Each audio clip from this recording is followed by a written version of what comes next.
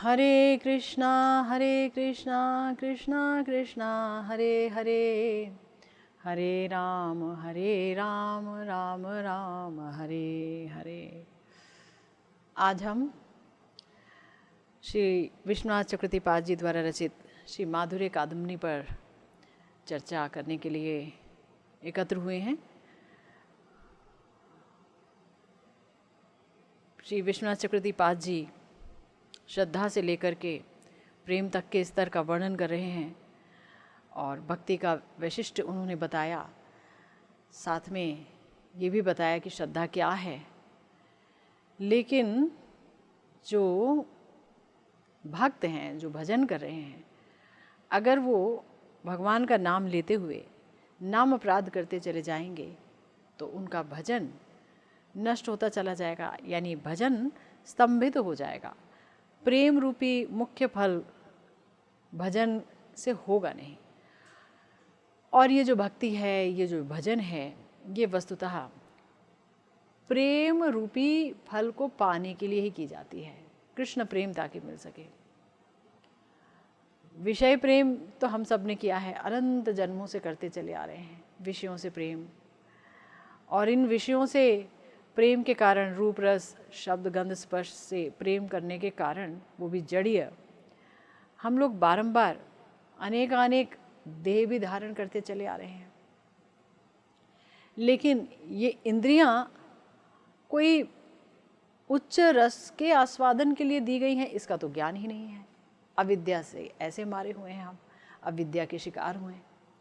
तो अविद्या के शिकार हम अस्मिता, राग द्वेष अभिनिवेश, अविद्या, इस पंच क्लेश को स्वीकार करते करते जब महत कृपा से भक्ति और भजन का संधान पाते हैं, कृष्ण भजन का संधान पाते हैं, तो कहा जाता है कि ये जीव के अति सौभाग्य का दिन होता है। लेकिन अगर उससे नाम अपराध हो जाए, भगवान नाम के प्रति कोई अपराध हो जाए, तो ये उसके भजन में बहुत ही बड़ा क्षोभ उत्पन्न करता है, बहुत ही बड़ा अंतराय है। इसीलिए हमारे प्यारे आचार्यों ने बारंबार हमें सतर्क किया है, हमारे प्यारे गुरुदेव ने हमें बारंबार सतर्क किया है कि भाई कुछ भी कीजिए, भजन चाहे थोड़ा हो मगर नाम अपराध से बचते हुए हो। नहीं तो भजन जो है ऐसा होगा जैसे कि किसी छन्नी में पानी एकत्र करने का प्रयास किया जा रहा हो, है ना। तो हमने नाम अपराध के क्रम में जाना, महत के प्रति नाम अपराध, गुरुदेव की अवज्ञा के बारे में भी बताया उसी नाम अपराध के साथ में। और जो दूसरा नाम अपराध है कि भगवान हर को और भगवान श्री विष्णु को, भगवान इसलिए क्योंकि भगवान श्री विष्णु या श्री कृष्ण ही विशिष्ट कार्य के लिए, संहार कार्य के लिए शिव का रूप धारण करते हैं। तो इन दोनों को अलग अलग ईश्वर मानना, इनमें भेद समझना, ये एक नाम अपराध है। तो हमने बहुत विस्तार से चर्चा की दोनों तत्वों के बारे में, शिव तत्व के बारे में। आज गुरुदेव अपनी पीयूष कणा व्याख्या में कहते हैं कि श्री विष्णु से श्री शिव की और श्री शिव से श्री विष्णु के जो गुण हैं और उनके नाम हैं, अगर कोई ये सोचे कि दोनों अलग हैं, तो वो व्यक्ति किस तरह से अपराधी होता है और कैसे उसे उस अपराध से मुक्ति मिल सकती है। श्रील विश्वनाथ चक्रवर्तीपाद जी अब इसी चीज़ को अच्छी तरह से प्रकट कर रहे हैं कि अगर नाम अपराध हो गया कि दोनों को अलग अलग ईश्वर मान लिया, कोई कहने लगा कि भाई भगवान शिव तो जो है बहुत अच्छा फल प्रदान करते हैं, बहुत दुनियावी फल अच्छे मिलते हैं, भोग भुक्ति बहुत अच्छी मिलती है, और अगर हम श्री कृष्ण की पूजा करते हैं तो करते चले जाते हैं मगर कोई असर ही नहीं होता। इनके पूजा करने वाले तो जो है वो बहुत कुछ प्राप्त नहीं भी कर पाते हैं, यानी भोग प्राप्त नहीं कर पाते हैं, ठीक है ना। तो ये बोला कि अगर कोई व्यक्ति ऐसे सोचता है तो वो नाम अपराधी है। भगवत तत्व में अपराध का मूल कारण ये है कि श्री भगवान के स्वरूप ज्ञान और तत्व ज्ञान का उसे अभाव है। वो जानता ही नहीं है कि भगवान का स्वरूप क्या है और भगवान का तत्व क्या है। तो ये कहा गया नियम यह है कि जिसका स्वरूप जो नहीं है उसे उस स्वरूप में मान लेना ही अपराध है। यानी श्री शिव जो हैं वो कोई अलग ईश्वर नहीं है, और अगर उन्हें कोई श्री कृष्ण से अलग ईश्वर के रूप में मान ले तो वो अपराध है, क्योंकि वो तो है ही नहीं अलग ईश्वर। भगवान श्री कृष्ण ही जो है वो मुख्य हैं, उन्हीं से सारे देवी देवता प्रकट होते हैं, उन्हीं से सब कुछ प्रकट है, और खुद वही जो है विभिन्न प्रकार के कार्यों के लिए अलग अलग रूप धारण कर लेते हैं। अगर वो ना हो, मान लीजिए अगर सूर्य ही ना हो तो उसकी किरण कहाँ होगी। कोई किरण की पूजा करे और किरण को बहुत बड़ा मान ले तो उसे ये भी याद रखना होगा, उसे पता होना चाहिए कि वो सूर्य से ही प्रकट है ना। और वैसे भी अगर हम देखें अपने बहुत सारे शास्त्रों में तो हम देखते हैं, जैसे हम आचमनी करते हैं, आचमन तो हम बोलते हैं श्री केशवाय नमः, श्री नारायण नमः, श्री माधवाय नमः, या हम तिलक लगाते हैं तो वैसे ही बोलते हैं। तो ये आचमन का जो रूल है, ये जो नियम है, ये सब जगह एक ही जैसा होता है, श्री केशवाय नमः, श्री नारायण नमः, है ना। और भी अनेक मंत्र हैं जहाँ पर ये पता चलता है कि श्री कृष्ण से ही सब कुछ प्रकटित है। लेकिन जो तत्व नहीं जानता है तो वो फिर विरोधी बातें करता है, विरोधी बातें सुनता है।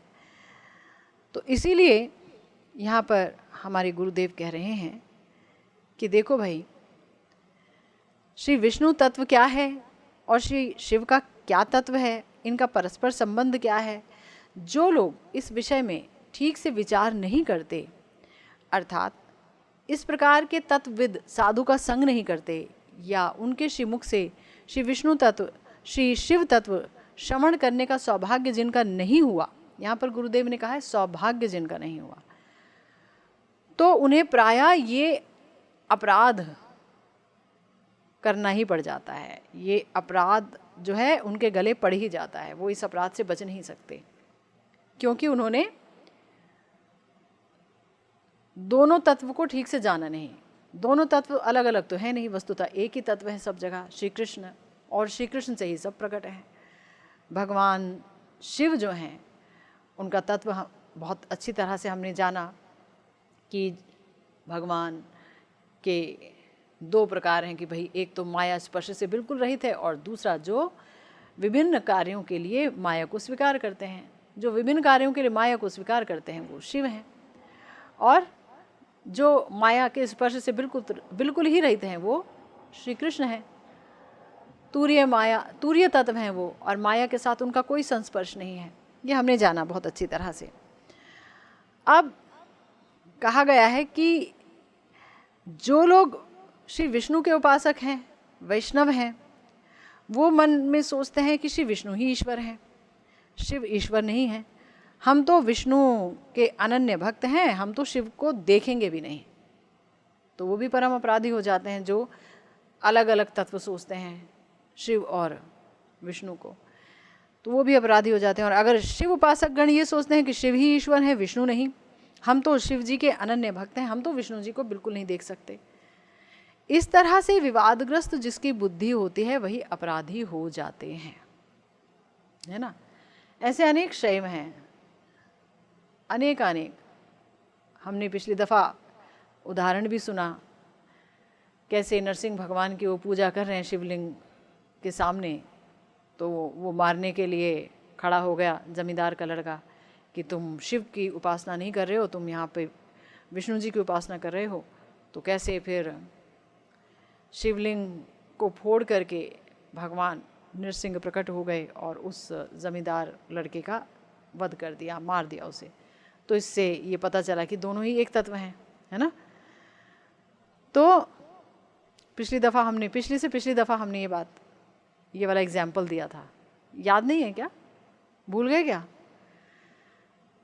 एग्जाम्पल यही था ना कि एक बार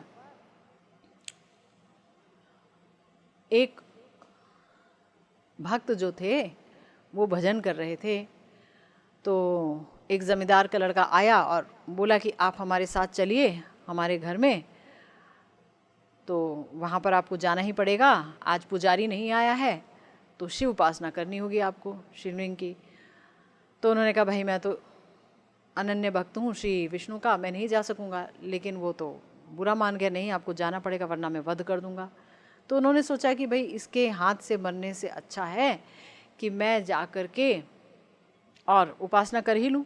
फिर उन्होंने सोचा कि हे भगवान, आप तो सब जगह पर हैं, आप तो शिवलिंग में भी हैं, है ना, आप ही से शिव प्रकट हैं, आप ही शिव रूप हैं, आप ही मंगल स्वरूप हैं। ऐसे सोच रहे हैं और नरसिंह भगवान का भजन कर रहे हैं कि दुष्टों का तो वही दमन करते हैं जो भेद देखते हैं, है ना। तो भजन कर रहे हैं और जमींदार के लड़के ने मंत्र सुन लिया कि ये नरसिंह मंत्र कर रहे हैं। तो जैसे उसने अपना तलवार उठाया मारने के लिए भक्त को, तो शिवलिंग से प्रकट हो गए भगवान नरसिंह जी। सुनिए ना ये कथा। तो इसीलिए कहा गया कि जिसकी ऐसी विवादग्रस्त बुद्धि है वही अपराधी होते हैं। गुरुदेव कह रहे हैं कि अभीष्ट का संतोष जहाँ समाप्त हो जाए उसे ही कहते हैं अपराध। अभीष्ट का संतोष समाप्त हो जाता है। श्री विष्णु और श्री शिव के उपासक गण यदि इस प्रकार से उपास्य तत्व का भेद चिंतन करते हैं, इसका मतलब उनके प्रति भगवान का संतोष अपगत हो जाता है, खत्म हो जाता है, समाप्त हो जाता है। ये भेद क्यों देख रहे हो, है ना, मुझी से तो सब प्रकट है, तुम मेरे अलावा एक और ईश्वर को लाकर कहाँ खड़ा कर रहे हो। एक ईश्वर तो मैं ही हूँ, एकला ईश्वर कृष्ण आर सब भृत्य, यही ना बोला गया।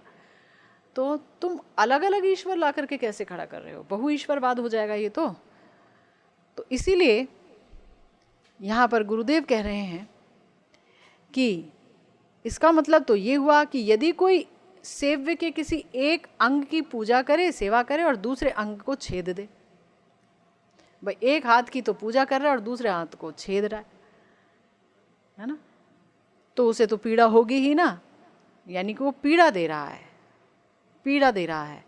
इससे अभीष्ट का संतोष उसके प्रति समाप्त हो रहा है। तो श्री विष्णु जो हैं उनके अंग स्वरूप हैं श्रीमन महादेव। श्री विष्णु के अंग स्वरूप हैं श्रीमन महादेव, इसलिए उनका इस प्रकार से भेद चिंतन करने से अपराध अनिवार्य हो जाता है ना, अपराध अनिवार्य हो जाता है। अब अपराध नाश का उपाय बताइए। अपराध नाश का उपाय यह है कि श्री विष्णु और शिव के तत्व ज्ञान, यानी श्री विष्णु और श्री शिव का जो तत्व ज्ञान होगा तभी ये अपराध नष्ट होगा। यानी तत्व ज्ञान का अभाव है इसीलिए अपराध हुए, उनके तत्व का यथार्थ ज्ञान नहीं होगा तब तक ये अपराध नष्ट नहीं होगा। और अगर इस प्रकार के अपराधी की किसी दिन एक ऐसे भक्त से मुलाकात हो गई जो श्री विष्णु तत्व को अच्छी तरह से जानता है, जो श्री शिव तत्व को अच्छी तरह से जानता है, और उसके मुख से वो सुन ले, उसका संग कर ले, तो उसकी कृपा से वो लाभान्वित हो जाएगा। और कठोपनिषद में भी ये बात कही गई है कि देखो बहुत ज्ञान की कथा वहाँ बताई गई और बाद में बताया कि जो ब्रह्म है ना वो दुर्विज्ञेय है, यानी वो वाक्य मन के अगोचर हैं। तो फिर उन्हें किस तरह से जाना जा सकता है अगर ब्रह्म जो है ना उनको वाणी से अभिव्यक्त किया जा सकता, ना उन्हें मन में देखा जा सकता, ना आँखों से देखा जा सकता, तो कैसे देखा जा सकता है। तो बोला गया कि देखा जा सकता है कैसे, कि देखो अगर कोई श्रद्धावान महापुरुष जो उन्हें जान चुका है, जो उनका अनुभव प्राप्त कर चुका है, उनके पास जाकर के अगर उनके बारे में जिज्ञासा की जाए, उनकी कथा सुनी जाए, उनकी महिमा का श्रवण किया जाए तो वो जान सकता है। नहीं तो अपने आप वो ये सोच भी नहीं सकता कृष्ण क्या तत्व है, श्री विष्णु क्या तत्व है या श्री शिव क्या तत्व है। तो जिसको अनुभव प्राप्त है वही जान सकता है। इसीलिए तो श्रीमद् भगवद गीता में भगवान श्री कृष्ण ने श्री अर्जुन जी से कहा था, उपदेक्षन्ति ते ज्ञानम ज्ञानिनस् तत्वदर्शिनः, कि हे अर्जुन तुम ऐसे व्यक्ति के पास जाओ जिसे मेरा ज्ञान हो। क्यों भाई, आप खुद ही बोल दीजिए ना, अपने बारे में खुद बता दीजिए। तो भगवान कह रहे नहीं, जिस व्यक्ति के हृदय में मेरी भक्ति होगी, जिसके हृदय में मेरा ज्ञान होगा, उसके हृदय में स्थित मेरी भक्ति ही तुम्हारे अंदर संचारित होगी। वो तुम्हें मेरे बारे में उपदेश करेंगे, तभी तुम लाभान्वित हो पाओगे, है ना। इसका मतलब ये है कि कोई व्यक्ति चाहे कितना भी शास्त्र अध्ययन क्यों ना कर ले, या कोई शब्द ब्रह्म में कितना ही पारंगत क्यों ना हो जाए, जब तक वो एक ऐसे व्यक्ति का संग नहीं करता जिसे ब्रह्म का, भगवान का अनुभव हो गया है ना, तब तक वो कभी भी यथार्थ रूप से, वास्तविक रूप से भगवत ज्ञान को प्राप्त नहीं कर सकता, उसकी संभावना नहीं है। इसीलिए हम देखते हैं बारंबार अपने शास्त्रों में कि महत संग पर बहुत जोर दिया जाता है, भगवान के भक्तों के संग पर बहुत जोर दिया जाता है, सत्संग पर बहुत जोर दिया जाता है। और इस प्रकार के महत के श्रीमुख से, श्री विष्णु तत्व और श्री शिव तत्व के श्रवण से जिनको यथार्थ ज्ञान प्राप्त हो जाता है, उनका ये अपराध नष्ट हो जाएगा, है ना। ऐसा नहीं है, उसे क्या करना पड़ेगा। अब कोई कहे कि अच्छा आपने तो हमें बता दिया, अब हमें ज्ञान भी हो गया, तो अपराध नष्ट हो गया क्या? क्योंकि आपने कहा था ज्ञान का अभाव है इसलिए अपराध रहेगा। अब तो ज्ञान हो गया, हमें अपराध नष्ट हो गया, अगर हमने ऐसा सोचा। तो बोल रहे हैं गुरुदेव नहीं नहीं, ऐसा नहीं है। क्या करना होगा?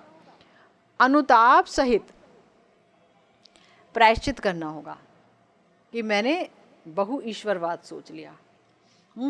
शंकर जी का भजन कर लो तो जल्दी प्रसन्न होकर ये दे देते हैं, ये देते हैं। श्री कृष्ण का भजन करते रहो तो कुछ देते ही नहीं हैं, या श्री कृष्ण तो हमारे भगवान हैं, श्री शिव तो कुछ भी नहीं है। इस तरीके का भेद चिंतन अगर किसी ने कर लिया तो अपराध है। तो बोल रहे हैं कि प्रायश्चित करिए अनुताप के साथ, और अनुताप के साथ श्री नाम का एकांतिक शरणागत होना होगा और उच्च स्वर में नाम कीर्तन करते रहना होगा, अनुताप के साथ, प्रायश्चित के साथ, हृदय में दुख के साथ, तब वो अपराध नष्ट होगा। तो ये हमने जाना कि श्री शिव और श्री विष्णु में अगर कोई भेद करता है, भेद सोचता है, तो बहु ईश्वरवाद, अनेक ईश्वरवाद की स्थापना हो जाती है, जो एक अपराध है। अब गुरुदेव एक और अपराध के बारे में चर्चा कर रहे हैं। कहा जा रहा है कि अगर कोई, ये जो चौथा अपराध है, चौथा अपराध क्या है? श्रुति शास्त्रों की निंदा। गुरुदेव कह रहे हैं कि ये जो श्रुति शास्त्रों की निंदा, ये जो अपराध है, ये कैसे उत्पन्न होता है, ये क्यों उत्पन्न होता है, और उसकी निवृत्ति का, उससे छुटकारा पाने का क्या उपाय है, ये भी जानना होगा। देखिए, हमारे आचार्यों ने, फिर से मैं बता दूं, अपराधों पर बहुत कुछ कहा है, बहुत लिखा है। हमारे एक बहुत बड़े आचार्य हुए हैं श्री कानू गोस्वामी जी। तो कानू गोस्वामी जी ने तो नाम अपराध के ऊपर पूरी एक ग्रंथ ही लिख डाली है। तो हमने अभी तक जो अपराधों की चर्चा की या निवृत्ति की चर्चा की अपराधों से, तो वो तो हमने बहुत छोटी छोटी की। ये अपराध जो था, ये जो दूसरा अपराध था, नाम अपराध, इसके बारे में जो चर्चा है वो बहुत विशद चर्चा है उनके ग्रंथ में, बहुत बड़ी चर्चा है ना। अगर भगवान ने चाहा तो कभी उस ग्रंथ को भी लेकर के प्रत्येक अपराध के बारे में अच्छी तरह से जानने का प्रयास करेंगे, ताकि अपराध ना हो। अब प्रश्न ये उठता है कि भाई अपराध से बचने का प्रयास क्यों किया जा रहा है?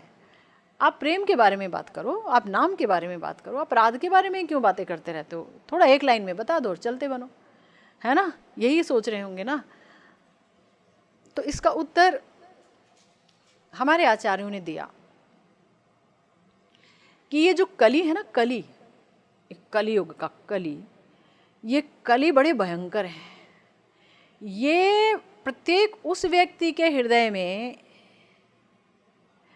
प्राकृतिक जड़ वस्तुओं के प्रति भोग वासनाएं पैदा कर देते हैं, लालच पैदा कर देते हैं, हिंसा पैदा कर देते हैं, उसका हृदय चलायमान हो जाता है, मन चलायमान हो जाता है, जिसने भगवान के नाम की शरणागति नहीं ली है। Simple simple. और जिन्होंने भगवान के नाम की शरणागति ली है, श्री हरि नाम की शरणागति ली है, और वो कम से कम 1,00,000 माला करते हों, कम से कम, है ना, तो कली जो है उनका कुछ नहीं बिगाड़ता।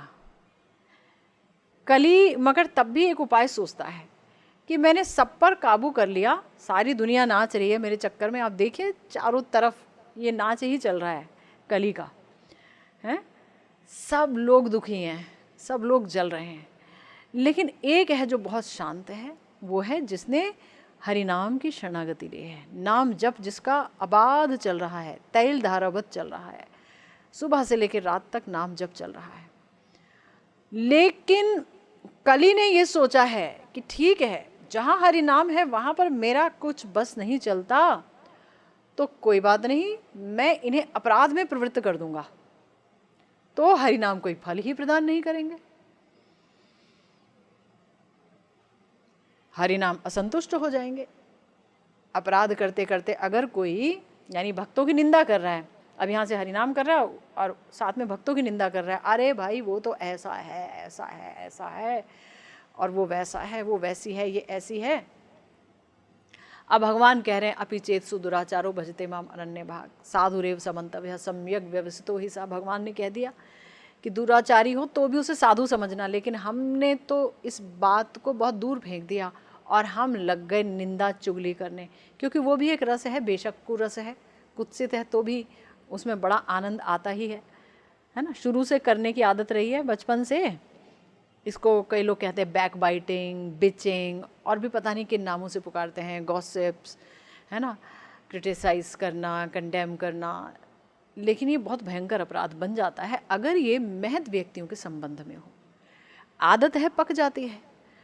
तो क्या होता है कि अगर हम अपने चारों तरफ देखें, अभी विभिन्न संप्रदायों के अंदर भी जाकर के देखें, तो आपको जान करके बड़ी हैरानी होगी। मैंने अपनी आंखों से देखा, खुद अपने अंदर भी अनुभव किया। मैंने देखा कि व्यक्ति की ये उसकी प्रवृत्ति हो जाती है कि वो दूसरों का दोष देखने लगता है। अब हर कोई तो ये नहीं दिखाएगा कि मैं भजन कितना डीप कर रहा हूँ या मैं कितना भजन कर रहा हूँ, हैं, या किसी ने कंठी पहनी है नहीं पहनी है, अब हमें क्या मतलब। लेकिन आया है वो भगवान के सामने हाथ जोड़कर खड़ा है, ठीक है, वो भी भक्त है, लेकिन हमारी नज़रों में तो दोष ही दोष नज़र आता है, हम हर एक में दोष खोजते हैं। तो करते करते हम किसी महत के प्रति अपराध कर बैठते हैं, तो नाम अपराध हो जाता है। अब क्या हुआ कि जो हरिनाम लेने में पहले आनंद आ रहा था, वो हरिनाम लेने में अब आनंद नहीं आता, शिथिलता आती है, बोरिंग लगने लगता है, नाम लेने का मन नहीं करता, माला टांग देने का मन करता है। यह है अपराध।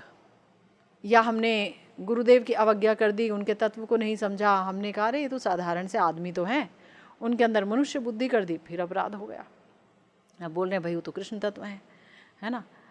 ठीक है, भगवान के बड़े ही प्रियतम भक्त हैं, प्रिय हैं, वो खुद को कहेंगे कि मैं आपका दासानुदास हूँ, लेकिन शिष्य के लिए तो उसे ये समझना होगा तत्व को कि भाई ये श्री कृष्ण ही गुरु तत्व हैं, समष्टि गुरु ही व्यष्टि गुरु के रूप में आया है, वो वहाँ यहाँ प्रकाशित हुआ है, खत्म बात। लेकिन अगर ऐसा होगा तो अवज्ञा नहीं होगी, अन्यथा अवज्ञा होगी, मनुष्य बुद्धि आ जाएगी। फिर ये भगवान श्री विष्णु को और श्री शिव को जो है अलग अलग देख लेना, ये भयंकर अपराध है तीसरा। इसीलिए चूंकि नाम अपराध के जरिए ही हरिनाम का फल नहीं मिल पाता, क्योंकि हमने नाम अपराध करने प्रारंभ कर दिए और हरिनाम भी कर रहे हैं, तो फिर हमें प्रेम नहीं मिलेगा। यहाँ तक कि ये भी कहा गया कि ये नामाभास भी ठीक से नहीं हो पाएगा, ठीक है ना। पाप तो एक नाम ही दूर कर देता है, आपने सुना था, एक हरिनाम समस्त पापों को दूर कर देते हैं। लेकिन अगर हरिनाम लेते हुए आँखों से अश्रुधार नहीं बहती, सात्विक विकार नहीं उत्पन्न होते, तो समझना होगा अपराध ताहते प्रचुर। कृष्ण नाम का अभी बीज भी अंकुरित नहीं हुआ। अगर बीज अंकुरित ही नहीं हुआ तो फिर वो क्या कर पाएगा, फिर तो नामाभास भी नहीं हुआ, कुछ भी नहीं हुआ। इसीलिए चूंकि महाप्रभु ने ये बात बोली है ना, चूंकि महाप्रभु ये बात बोले हैं, श्री चैतन्य चरितामृत में ये बात बोली गई है और समस्त शास्त्रों में इस बात का जिक्र आया है। इसीलिए हमें नाम अपराध से विशिष्ट रूप से सतर्क रहने की आवश्यकता है। इसीलिए हमारे आचार्यों ने, हमारे प्यारे प्यारे गुरुदेव ने करुणा करके श्री माधुर्य कादम्बनी को लिखा है, यानी कि व्याख्या की है। श्री आचार्यपाद की समस्त श्लोकों की व्याख्या की है जानबूझ करके। और इसके बाद तो उन्होंने कुछ कहा भी नहीं, लेकिन गुरुदेव ने आगे के भी अपराध खुद से बता दिए कि भाई मैं आगे भी बता देता हूँ ताकि आप लोगों को पता रहे क्या क्या नाम अपराध होते हैं, ताकि आप सजग सतर्क रहें। सबसे भयंकर तो है महत के प्रति अपराध, और गुरुदेव भी महत ही हो गए तो उनके प्रति अपराध। और अभी तीसरा भी, मतलब दूसरा सुन लिया, गुरुदेव की अवज्ञा तीसरा अपराध है। चौथा अपराध जो है वो क्या है? श्रुति शास्त्रों की निंदा। तो जो लोग भजन पथ का आश्रय किए हैं वो कभी भी भक्ति मार्गीय श्रुति शास्त्रों की निंदा तो कभी करेंगे नहीं। जिन श्रुतियों में, जिन शास्त्रों में भक्ति करने की बात कही गई है उनकी वो निंदा कभी नहीं करेंगे। श्रीमद् भागवतम की, श्रीमद् भगवद गीता की कोई निंदा करेगा? श्री चैतन्य चरितामृत की, श्री चैतन्य भागवत की, और भी अन्य अनेक हैं, नहीं किया जाएगा, है ना। क्योंकि शास्त्र वाक्य में विश्वास का नाम ही श्रद्धा है। श्रद्धा की परिभाषा क्या है? शास्त्रों में दृढ़ विश्वास, है ना। और कृष्ण भक्ति के अलावा अन्य किसी मार्ग का मतलब नहीं है, कृष्ण भक्ति से ही सब कुछ होगा। जो ये सोच लेता है, शास्त्रों में जिसका दृढ़ विश्वास होता है, वो श्रद्धावान है। और हमारे श्री चैतन्य चरितामृत में कहा गया, श्रद्धावान जन होन भक्तिर अधिकारी, कि श्रद्धावान जन ही भक्ति के अधिकारी होते हैं, है ना। तो इसीलिए ये जो श्रद्धा है ये भक्ति की पहली सीढ़ी है, पहली सीढ़ी है। पूर्ण शरणागति भगवान में जिसकी हो जाती है, शरणागति कि मैं आपकी शरण में हूँ, तो यानी वो श्रद्धालु है। तो जो भक्ति पथाश्रयी शास्त्र विश्वासी श्रद्धालु व्यक्ति हैं वो कभी भी भक्ति मार्ग के शास्त्रों की निंदा बेशक नहीं करेंगे, किंतु जिन शास्त्रों में ज्ञान की भूरी भूरी प्रशंसा की गई हो, या कर्म कांड के बारे में बोला गया हो, या विभिन्न कर्मों के बारे में बोला गया हो, ऐसा करना चाहिए, वैसा करना चाहिए, ऐसा दान दो, ऐसा यज्ञ करो, ये करो, वो करो, तो हो सकता है कि कोई ऐसे शास्त्रों की श्रुतियों की निंदा कर बैठे, तो इसे ही वहाँ अपराध कहा गया है। बताया गया है कि भाई इस लोक में कैसे सुख प्राप्त करूं, कुछ शास्त्र बता रहे हैं, कुछ तो ये भी बता रहे हैं कि सोना कैसे बनाया जा सकता है ना। बहुत चीज़ें बताई जा रही हैं।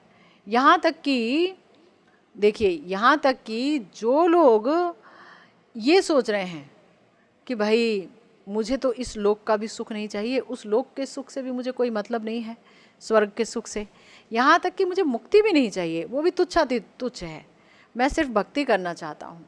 लेकिन अगर उसने कोई ऐसा शास्त्र पढ़ लिया जहाँ पर ना तो भक्ति की प्रशंसा है, ना श्रवण कीर्तन आदि भजनांग का कोई वर्णन है, सिर्फ कर्म कांड दे रखा है या ज्ञान कांड दे रखा है, तो हो सकता है उससे देख करके वो दुखी हो जाए और वो ये सोचें कि ओहो, इसमें तो भक्ति का स्पर्श मात्र भी नहीं है, इसीलिए ये शास्त्र निंदित है, घृणित है। अगर वो ये सोच बैठा तो हमारे गुरुदेव कहते हैं तब उसका श्रुति शास्त्रों की निंदा रूपी चौथा अपराध हो जाएगा, यानी उसने चौथा अपराध कर दिया। अब यहाँ पर गुरुदेव समझा रहे हैं कि देखो, अगर तुम किसी शास्त्र में भक्ति की प्रशंसा ना देखो, कोई शास्त्र तुम्हें भगवान की सर्वोत्तमता नहीं बता रहा है, कोई शास्त्र तुम्हें श्री कृष्ण ही भगवान ही नहीं बता रहा है, कुछ और ही बता दिया, शास्त्र है मगर श्रुति शास्त्र है ना। तो गुरुदेव कह रहे हैं कि असल बात यह है कि जो सारे श्रुति शास्त्र ज्ञान और कर्म मार्ग की बढ़ाई करते हैं, प्रशंसा करते हैं और उसे ही खोल खोल के आगे रखते हैं और उस तरफ निकालते हैं, उस तरफ बढ़ाते हैं साधक को, तो वो क्या करते हैं, वो वस्तुतः ज्ञान और कर्म मार्ग के अधिकारियों को किसी ना किसी तरीके से भक्ति मंदिर में प्रवेश कराने के लिए प्रयत्नशील हो रहे हैं। जैसे चॉकलेट खाना बहुत बुरी बात है, बहुत ही गंदी बात है, ठीक है। लेकिन हम जानते हैं कि ये बच्चा बहुत चॉकलेट पसंद करता है और अगर इसे चॉकलेट दूंगी तो ये मेरी बात सुनेगा। अगर मैंने इस बच्चे को इसके मनपसंद चीज़ें दे दी तो ये मेरी बात सुनेगा। तो मैंने उसको कहा आओ बेटा मैं तुमको कुछ चॉकलेट दूंगी, तुम आओ बैठो मेरे पास, है ना। उसे जो अच्छी लगती हैं वैसी वैसी बातें कर दी, मन बहलाने वाली, और वो मन बहलाने वाली बातें सुन रहा है और वो चॉकलेट खा रहा है। और फिर धीरे से अपनी बात भी कर दी कि भजन ही सब कुछ है, भक्ति ही सब कुछ है, भजन के बगैर कोई उपाय नहीं है, ठीक है ना, किसी व्यक्ति। और फिर उसने सुन लिया, चॉकलेट खाते खाते कुछ तो कान में गया उसके। तो यहाँ कह रहे हैं कि वो जो है ना, ऐसे शास्त्र हैं वो भी चाहते हैं कि ये लोग किसी तरह भजन में आए। इसीलिए कुछ नहीं कर रहा है तो इससे अच्छा कुछ तो करे, उसे कुछ करने की तो आदत हो जाए। जैसे कितने सारे शास्त्र हैं, वो बोलते हैं भाई जो है फला फला देवी की पूजा करो, देवता की पूजा करो, और उनकी पूजा ऐसा करो, ऐसे षटकोण बनाओ, फिर ये करो, फिर वो करो, सुबह जल्दी उठना, जल्दी नहाना, फूलों से पूजा करना, पुष्प ले आना, ये सामग्री लाना। तो किसी एक खास चीज़ के लिए उन्हें प्रयत्नशील बनाने की कोशिश हो रही है। सुबह से पहले उठना, मतलब जो सूर्योदय है उससे पहले उठ जाना, तब ये करना होता है, और सूर्य जब उगने लगे तो उन्हें जल दे देना। ऐसे ऐसे करके आदत डाल रहे हैं, अभी आदत हो रही है। तो इसीलिए बोल रहे हैं कि जो लोग, गुरुदेव बोल रहे हैं, जो लोग भगवान के भक्त हैं और जिन्हें महत का संग प्राप्त हुआ, उनकी कृपा प्राप्त हुई, तो उन्हें श्रद्धा प्राप्त हो गई शास्त्रों में। ऐसे लोग तो भक्ति पथ के अधिकारी हो गए। अब वो तो सीधा भक्ति कर रहे हैं। भक्ति का मतलब क्या है? जहाँ पर भगवान की कथा को सुनने में रुचि पैदा हो जाए कि अब मैं भगवान की कथा के बगैर नहीं रह सकता। भगवान की कथा और भगवान की कथा की रुचि और भगवान का नाम लेने की रुचि हो जाए कि मैं भगवान के नाम के बगैर नहीं रह सकता, भगवान का नाम लूँगा। और भगवान का नाम लेना, भगवान की कथा सुनना, अर्चन करना, है ना, स्मरण करना, ये सब जहाँ पर अंग हैं भक्ति के, नवधा भक्ति, धाम जाऊँगा, ये सब, तो जहाँ पर ये सब होने लग जाए उसके अंदर, तो वो व्यक्ति भक्ति का अधिकारी है। श्रद्धावान जन होय भक्ति अधिकारी। जो लोग इस सौभाग्य से वंचित हो गए, जिन्हें ऐसे महत का संग नहीं मिला, लेकिन वो लोग ये सोचने लग गए कि अरे भाई दुनिया में जहाँ देखो दुख ही दुख है, जहाँ देखो दुख ही दुख है, उन्हें दुख की उपलब्धि हो गई। अब वो कह रहे हैं कि मुझे इस दुखमय संसार में वापस नहीं आना, मुझे तो ब्रह्म में विलीन हो जाना है। ऐसे लोग ज्ञानी कहलाते हैं। मुझे ब्रह्म में विलीन हो जाना है, मैं अपनी सत्ता को भी मिटा देना चाहता हूँ, ब्रह्म में विलीन हो जाना चाहता हूँ, बस मैं ब्रह्ममय हो जाना चाहता हूँ, सुख का आस्वादन करना चाहता हूँ। बेशक ऐसे भाव में भगवान के साथ सेव्य और अपना सेवक, भगवान सेव्य है और मैं सेवक हूँ, ये जो उसका मुख्य स्वरूप है जीव का, वो मौजूद नहीं है। इसीलिए उसको आनंद तो मिलेगा परंतु परमानंद की प्राप्ति नहीं होगी, क्योंकि जहाँ पर स्वरूप का जो अनुबंध है, जहाँ पर हमारा जो स्वरूप है, अगर उस स्वरूप में हम नहीं होंगे अधिष्ठित, तब तक हमें परमानंद नहीं मिलेगा, आनंद की वैचित्री प्राप्त नहीं होगी, रस की वैचित्री प्राप्त नहीं होगी। लेकिन तो भी वो जो ज्ञानी हैं वो उन लोगों से तो बहुत अच्छे हैं जो अंधाधुंध विषय भोग कर रहे हैं सुबह से लेकर रात तक, जिन्हें ये दुर्लभ नर जन्म मिला लेकिन वो उसकी दुर्लभता नहीं समझ पा रहे हैं और लगे पड़े हैं जानवर की तरह भोग विलास करने में। उनसे तो करोड़ों गुना अच्छे हैं। तो गुरुदेव कह रहे हैं कि जो लोग सोच रहे हैं कि मुझे मुक्ति सुख मिल जाए, तो ज्ञान मार्गीय श्रुति शास्त्र उनको ज्ञान साधना में प्रवृत्त करके और उन्हें वैचित्र्यहीन, यानी जहाँ कोई लीला वैचित्री नहीं है, रस वैचित्री नहीं है, जहाँ सिर्फ एक समान ही सब कुछ है ना, ऐसा ब्रह्मानंद का संधान प्रदान करते हैं कि ऐसा ब्रह्मानंद भी मौजूद है। वस्तुतः ज्ञान की साधना में प्रवृत्त साधक साधन काल में भगवत भक्त महत का संग लाभ अगर कर लेता है तो उसे वैचित्र्यमय और अनंत वैचित्र्यमय भगवत रस का आनंद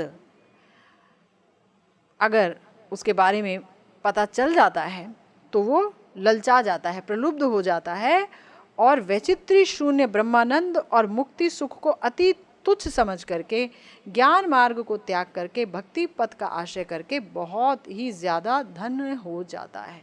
ज्ञान कांडीय श्रुति का यही असली अभिप्राय है। ज्ञान कांडीय श्रुति भी नहीं चाहती कि जीव जाके ब्रह्म में विलीन हो जाए, परंतु कुछ नहीं से कुछ मिल रहा है तो अच्छा है। लेकिन वो भी यही चाहती है कि भाई तुम जब तक अपनी साधना करोगे हो सकता है कहीं से कोई महत का संग प्राप्त हो जाए और वो तुम्हें कृष्ण भक्ति के बारे में बताए, कृष्ण रस बताए, और तब तुम अपना ये जो शुष्क वैराग्य है इसे त्याग दो। ये जो श्रम युक्त जो तुम सब कुछ कर रहे हो, जिसमें इतना श्रम है, इतना मेहनत लगती है, वो सब त्याग दो, है ना। क्योंकि ज्ञान साधना में साधना जो है वो तो बहुत ही क्लेशकर है, बहुत ही कष्टप्रद है। पता नहीं उसमें भी उपलब्धि होगी कि नहीं होगी। अगर वो श्री कृष्ण के वपु को, उनके श्री विग्रह को अगर माइक मान लें, उनके नाम को माइक मान लेते हैं, तो फिर उन्हें उपलब्धि भी नहीं होगी। ये भी समस्या है ना। क्योंकि माया से पार जाने के लिए तो कृष्ण भजन का सहारा लेना ही पड़ता है।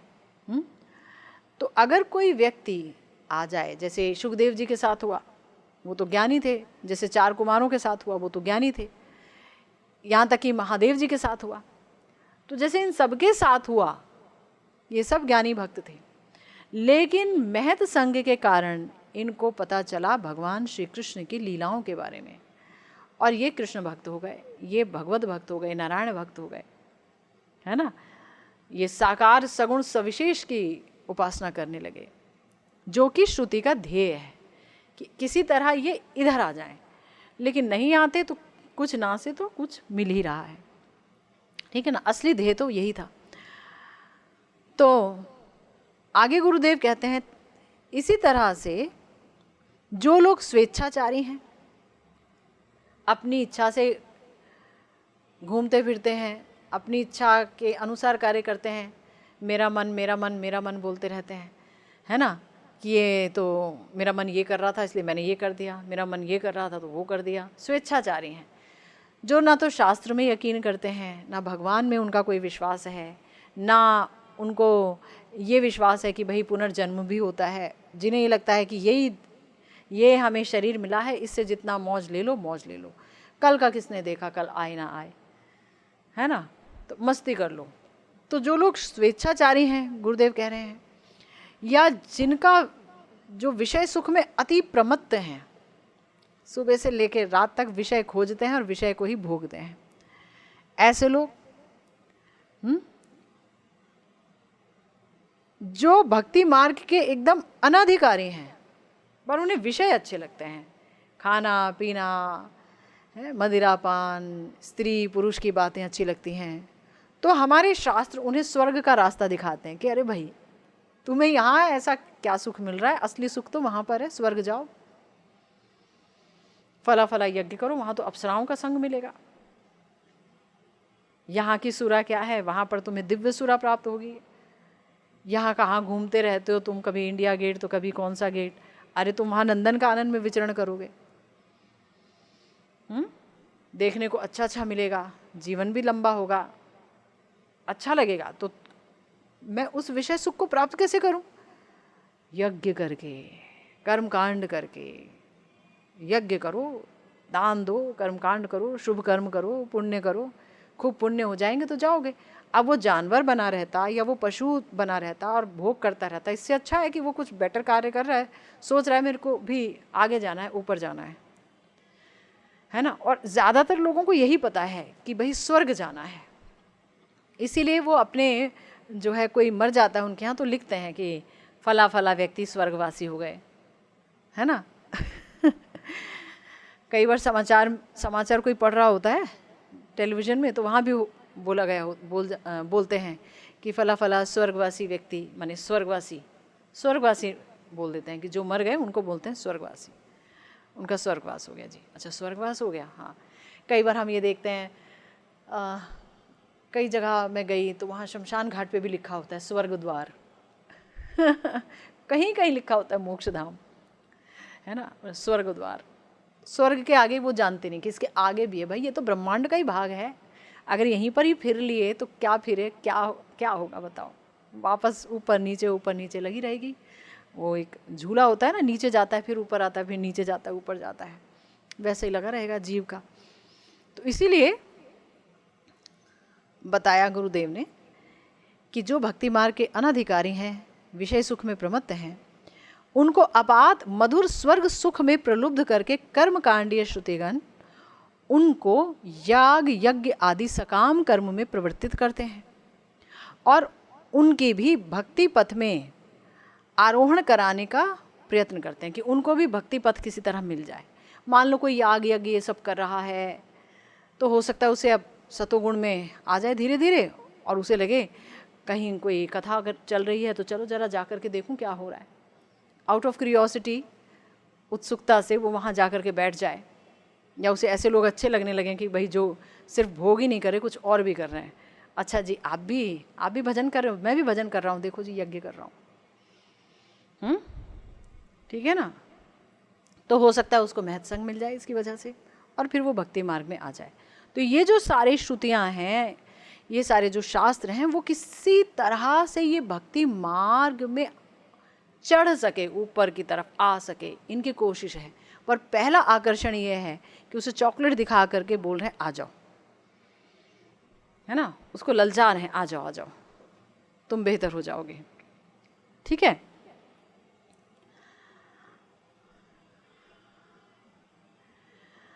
तो आगे बोला तात्पर्य ये कि जो स्वेच्छाचारी हैं और विषय राग में अंध हैं, जिन्हें विषयों से प्रेम है, ऐसे व्यक्तिगण को अगर स्वर्ग आदि सुख में प्रवर्तित नहीं किया गया तो वो धर्म कर्म आदि आचरण में हमेशा के लिए विमुख ही रहेंगे, कोई धर्म और कर्म नहीं करेंगे। कोई धर्म और कर्म वो नहीं करेंगे, ठीक है ना। तो हमेशा के लिए विमुख हो जाएंगे। अब हमेशा के लिए विमुख हो जाएंगे तो फिर तो उनका बड़ा ही नुकसान हो जाएगा। धर्म कर्म कुछ तो करो भाई, कहीं से कुछ तो शुरुआत करो, पर अगर वो कुछ भी शुरू ही नहीं करेंगे ऐसा धर्म कर्म वाला आचरण, तो पशु योनि को प्राप्त होंगे, वैसे ही पशु बने रहेंगे। तो शास्त्र तो बहुत ही प्यारे हैं, शास्त्र कभी भी ऐसा नहीं चाहते हैं। तो कर्मकांडीय श्रुतिगण इसीलिए करुणा के वश में होकर कर्म मार्ग की श्रेष्ठता का उपदेश देकर के ऐसे व्यक्तियों को कर्म मार्ग में प्रवृत्त कर देते हैं। इसीलिए जो कर्म मार्ग के अधिकारी हैं वो बारंबार ये बोलते हैं कर्म किए जाओ, कर्म किए जाओ, हम भी तो अच्छे कर्म कर रहे हैं, अच्छा कर्म करना चाहिए, ये सब तुम क्या कर रहे हो, कर्म नहीं करोगे तो कैसे चलेगा। तो कर्म मार्ग में प्रवृत्त कर देते हैं, भाई ऐसा करना चाहिए, ऐसा अच्छा गृहस्थ होना चाहिए, ऐसा अच्छा पिता होना चाहिए, और ये यज्ञ करो तो ये होगा, है ना, ये वाला यज्ञ करो तो घर में शांति आएगी वगैरह वगैरह। वो लगा रहता है बेचारा, ठीक है। तो इस प्रकार से जो शास्त्रों में कर्म मार्ग में याग यज्ञ आदि का उपदेश दिया गया है वो इसीलिए दिया गया है कि ये करते करते शायद कोई भक्त का उन्हें संग मिलेगा और वो ये समझ जाएंगे कि ये जो कर्म है ना ये सब दुख है, सारे कर्म कांड ये बहुत दुखमय है, और मुझे तो भक्ति पथ का ही आश्रय लेना है, तभी मैं धन्य हो पाऊंगा। इसीलिए परम करुणामय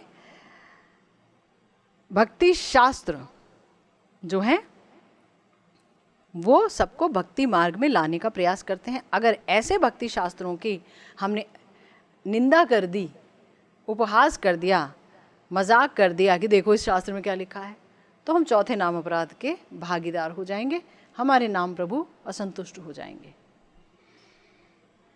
गुरुदेव आगे कह रहे हैं कि देवात अगर किसी भक्त से अपराध घटित हो ही गया है तो भाग्यवशतः उस अपराधी की यदि ज्ञान कर्म कांडीय श्रुति समूह की यथार्थ तात्पर्य विज्ञ कोई महत का संग हो जाए, यानी कि उस श्रुति को जो अच्छे से जानता हो कि भाई इसका असली मतलब क्या है, असली मतलब मैं जानता हूँ, ऐसा कोई महत मिल जाए और बता दे और उनकी कृपा हो जाए, तब वो समझ जाएगा कि इन श्रुतियों का असली उद्देश्य क्या है, और तब जिस मुख से उसने इन श्रुतियों की निंदा की थी उसी मुख से वो उन श्रुतियों की प्रशंसा करेगा। और तब श्रुतियाँ जो हैं, जो लोग श्रुति का सहारा लेकर के, वे शास्त्रों का सहारा लेके कर्म और ज्ञान आदि के अनुष्ठान में रत हैं, उनका भी वो बार बार अभिनंदन करेगा कि आप बहुत अच्छा कर रहे हैं, बहुत अच्छा कर रहे हैं, बहुत अच्छा है, लगे रहिए।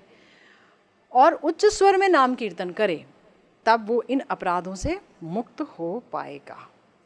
तो इस तरह से श्री ग्रंथकार महोदय 10 प्रकार के नाम अपराधों के बीच में, इन नाम अपराधों में साधु निंदा, श्री विष्णु और श्री शिव के नाम आदि की स्वतंत्रता का मनन, गुरु अवज्ञा और श्रुति शास्त्रों का निंदन, इन 4 अपराधों के विषय में उन्होंने बोला है। लेकिन बाकी जो 6 अपराध हैं वो भी उत्पन्न हो सकते हैं और उनसे भी हमें बचना होगा। इसलिए गुरुदेव स्वयं अब जो है उन नाम अपराधों के बारे में बता रहे हैं कि वो जो नाम अपराध हैं वो क्या हैं, और जो ग्रंथकार ने रीति बताई है कि किस तरह से इन नाम अपराधों से बचना है, कैसे उनका अभिनंदन करना है, कैसे उच्च स्वर में नाम संकीर्तन करना है, कैसे अनुताप हमारे हृदय में जागृत होना चाहिए। समस्त नाम अपराधों के बारे में ऐसा ही करना होगा। पर ये बाकी के नाम अपराध क्या हैं, इन पर चर्चा करेंगे हम, श्रीमन महाप्रभु ने चाहा तो अगली दफ़ा। इसी के साथ आज की भागवती चर्चा यहीं विश्राम लेती है। जय जय श्री राधे श्याम, श्री गुरु निताई गौर सीतानाथ प्रेमानंदे हरि हरि।